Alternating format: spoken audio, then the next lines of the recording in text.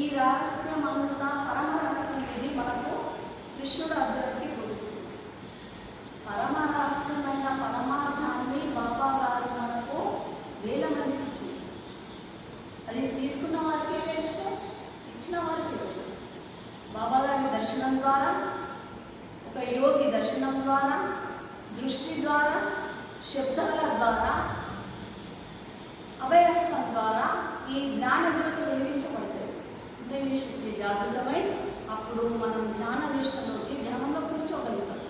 వారి కృపలేని ధ్యానం పట్టది, ధ్యానంలో కూర్చోలేము కూడా, లేచిపోతాం.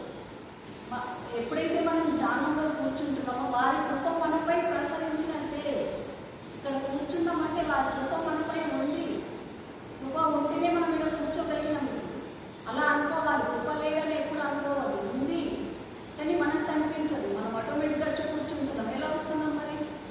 మన లోపల కనిపిస్తేనే కదా ఇక్కడికి వచ్చింది. ఇక్కడ కలిగేకపోతే మనం వస్తామా? ఇక్కడికి రాలేము. మన హృదయంలో తపన అలా ఉంటుంది, వెళ్ళాలి అనేది. అయితే ఇటువంటి భగవంతుని భజింపనిలో వారి ధ్యానం చేయనిచో వారి అనుగ్రహం లభించదు. నువ్వు ధ్యానం చేయకపోతే, శ్రద్ధ లేకపోతే, నీ హృదయం లోపల ప్రేమ భక్తి లేకపోతే, భక్తి అన్నా ప్రేమ అయినా ఒకటి. భక్తి అంటే భగవంతుడి పైన, ప్రేమ అంటే అన్ని విషయాల పైన, అది వేరే. అయితే సంతు మహాత్ముని అనుగ్రహం లేనిచో జ్ఞాన దీపము లభించదు. జ్ఞాన దీపం లభించనిచో మన అజ్ఞానందకరం ఎలా దొరుకుతుంది? లైట్ వేస్తేనే ఇప్పుడు చిక్కడిపోయింది.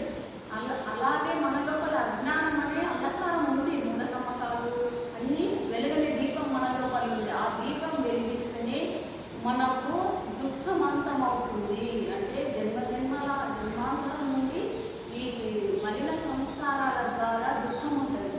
ఆ దుఃఖము జ్ఞానజ్యోతితోటే ఈ చీకటి తొలగిపోయి అప్పుడు మనకు వెలుగు ప్రసరింపజేస్తుంది.